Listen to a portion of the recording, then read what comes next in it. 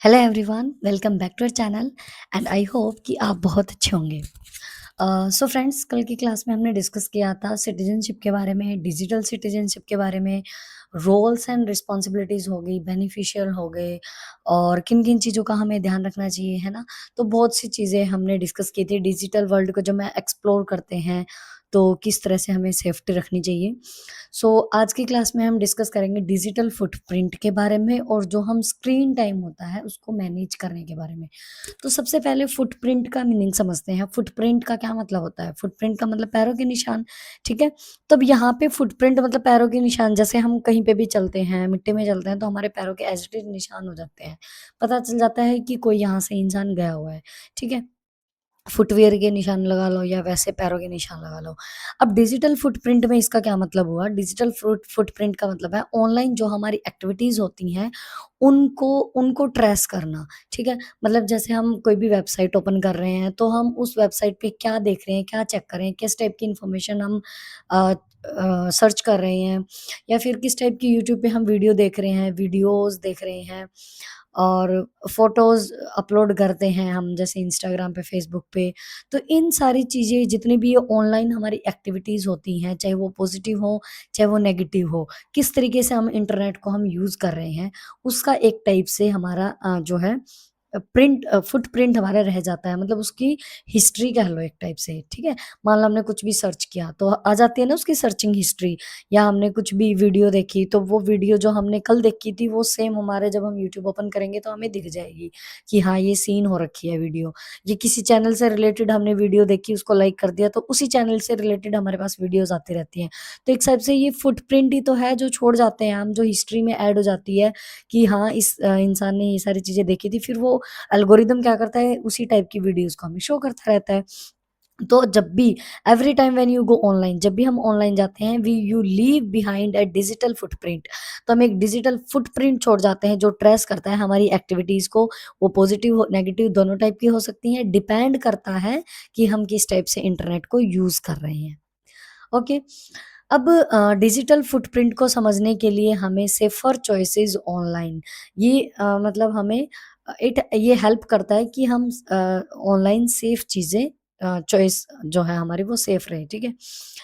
A digital footprint is the record of everything. एक type से overall हम ये कह सकते हैं कि जो डिजिटल फुटप्रिंट है वो हर चीज़ का रिकॉर्ड है जो भी हम ऑनलाइन कर सकते हैं या करते हैं। जैसे including the website you visit, जैसे मैंने बोला कि किसी वेबसाइट को हम विज़िट करते हैं, वीडियोज़ देखते हैं, फ़ोटोज़ हम अपलोड करते हैं, गेम्स हम खेलते हैं या फिर कोई भी पोस्ट हम शेयर करते हैं।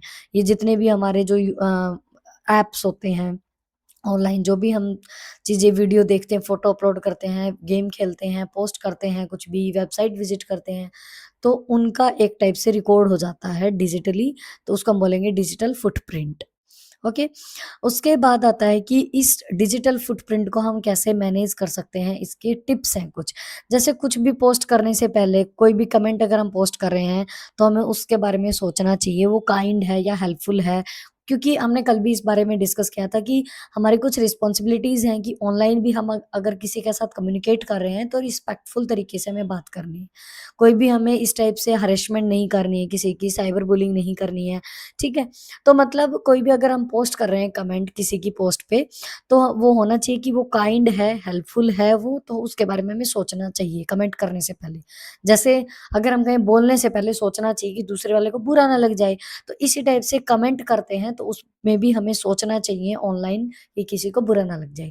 हमें अपनी पर्सनल जो इन्फॉर्मेशन है उनको प्राइवेट रखना चाहिए, ऑब्वियसली ये हमारे लिए सेफ रहेगा और जो भी प्राइवेसी सेटिंग है उनका हमें यूज़ करना चाहिए वेबसाइट्स पे या ऐप्स पे, ठीक है? कि कोई भी ऐप है उसमें हमारी जो पर्सनल चीज़ें हैं उनको हम सेव कर सकें। प्राइवेट सेटिंग का हमें यूज़ करना चाहिए कि किसी को भी वो सबको दिखाई ना दे।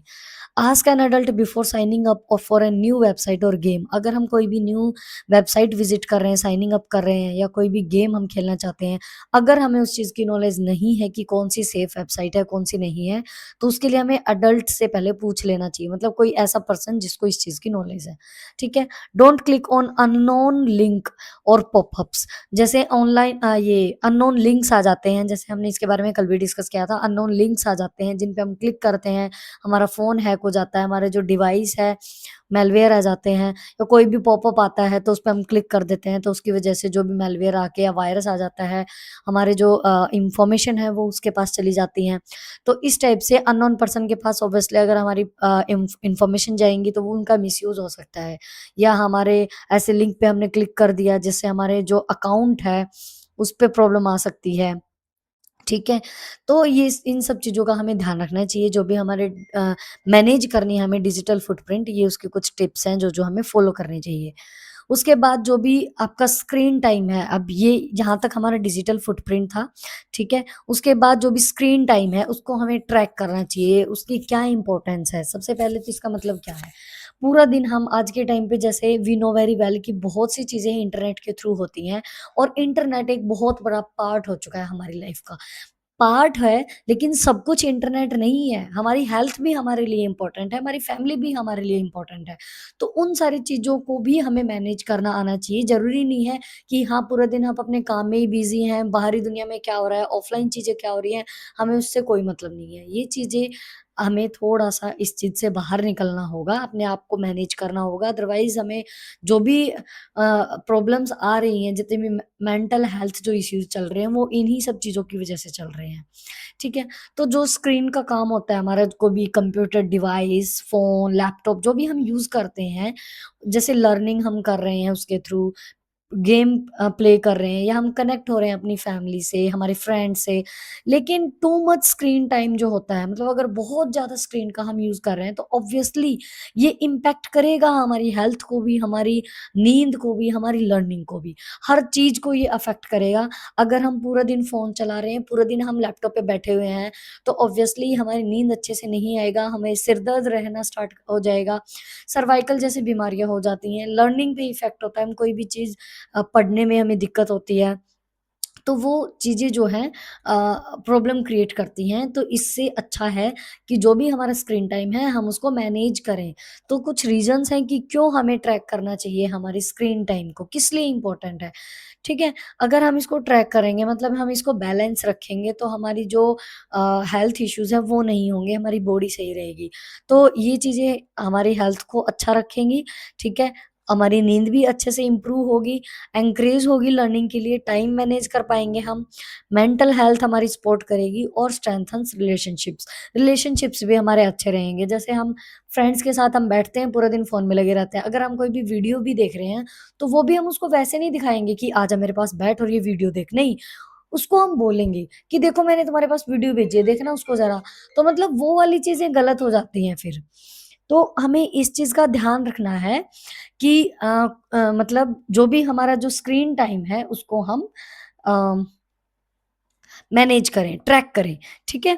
उसके बाद नेक्स्ट आता है कि हम कैसे बैलेंस कर सकते हैं डिजिटल ऐज में, मतलब creating balance in the digital age. हमें लिमिट सेट करनी पड़ेंगी।